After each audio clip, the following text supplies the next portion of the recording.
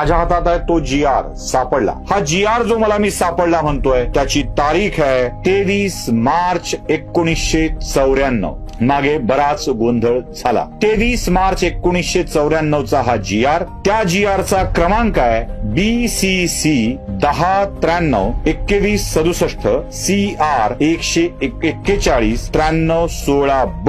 सामान्य प्रशासन विभागाच्या या GR वरती शासन निर्णयावरती सही करणारे प्रधान सचिव आहेत S. शंकर मेमन.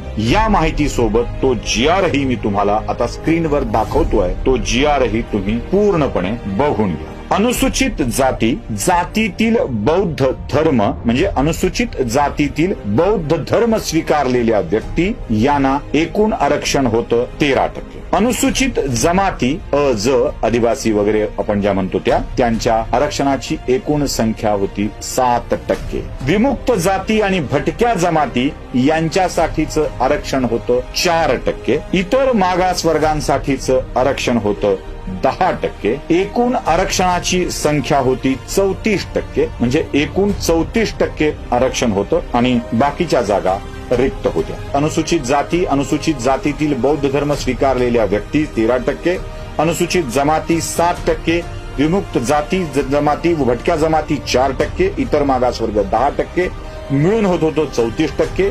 आता वाढ झाली 16%ची. ती 16% अधिक 34%, एकूण होतं 50%. आणि इथे आरक्षणाची कमाल मर्यादा पूर्ण झाली. आता ही कमाल मर्यादा पूर्ण करताना साल होतं 23 मार्च 1994 आणि त्यावेळी महाराष्ट्राच्या मुख्यमंत्री पदावर आरूढ होते शरदचंद्र गोविंदराव पवार. मग जाधवांचा जो आरोप आहे तो आपल्याला इथे खरा वाटायला लागतो. 2010 साली जेव्हा आघाडीचं सरकार होतं तेव्हा शरद पवारांनी एक विधान केलं होतं आणि पुढारी या कोल्हापूरच्या दैनिकामध्ये ती बातमी छापून आली होती. ती बातमी ही मी तुम्हाला दाखवतोय. मराठ्यांना कायदेशीर आरक्षण मिळणं कठीण आहे अशा अर्थाचं पवारांचं ते विधान होतं आणि ते विधान ऐकल्यावर 1994 झालेला गडबड आणि पवारांचं त्यानंतरचं 10चं विधान या सगळ्यांचे कनेक्शन्स आपल्याला दिसायला लागले आणि मराठा आरक्षणाचा खरा मारेकरी कोण हे तुमच्या समोर लक्षात आलं असेल.